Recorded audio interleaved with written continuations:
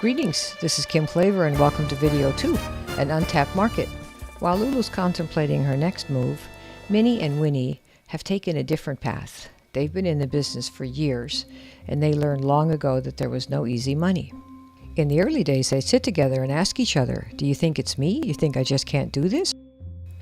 But they stayed in anyway, and one of the reasons is, during their sits, they discovered different ways to use the product, and they liked gabbing about how they used it. A couple of weeks ago, they went to a retreat, and while they were there, they ran into Lulu. Lulu told them what had happened, and then Minnie and Winnie confided that nobody in their group had made big money either, but they all had stayed in. Lulu was curious. How long have all these folks been in? Then Lulu heard numbers like 31 years, 17 years, 7 years, 5 years. That got everybody's attention. Plus, said Minnie and Winnie, they spend money every single month on their products. $1,200 a month, $800 a month, $320 a month. What is keeping these folks in? I just love the products. They're just me. Other people say, oh, I just am happy helping people. I love to make people feel better. My neighbor can bend and garden again after the product I gave him. I love their smile when they feel results. I love to see it. Other people say, I feel good about what I'm doing. I love doing what I do. When my product works for somebody, it makes my day and their day. And here's the best part. I know I'm doing the right thing by people. And it doesn't feel like work, so that's my story. Minnie and Winnie told Lulu that most of the people in their group were like this. She felt right at home because, she said, that's who I am too. Don't expect to see these folks on stage. They don't make a lot of noise, so they're not appreciated. They don't generally get recognition at the company conventions or in most of the meetings. They go around pretty much unrecognized, and they're often belittled by other people who don't appreciate the value they add to the companies. But it's really okay with them. They know they're different. They're their own best friends. They usually find each other right away, and as soon as they do, they become pals and hang out together. Once they get over the idea that there's a problem with the way they do the business, their mantra is, we do things our own way.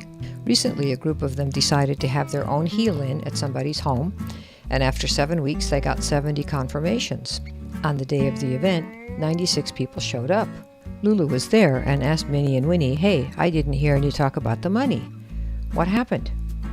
Minnie and Winnie just smiled. Everyone knows there's money, honey. We just all like to test out the products first. We buy it and we try it and we talk about it. We let people buy the packages. And that day, 35% of them bought the large packages. I want to do that, said Lulu. We'll help you, said Minnie and Winnie, and you don't need to wear your sheet anymore. There are thousands and thousands of Minnies and Winnies across the United States. I've had countless of them in my classes. Who are they?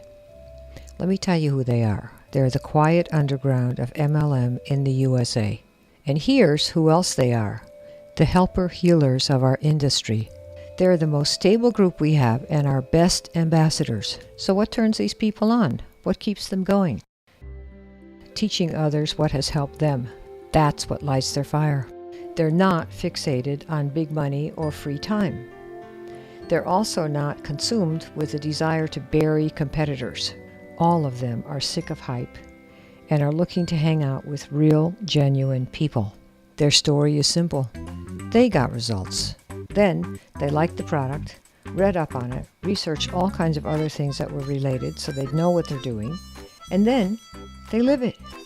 If it's alternative health, they live in alternative health ways. They talk about it. They teach it. They chat about it. It's who they are.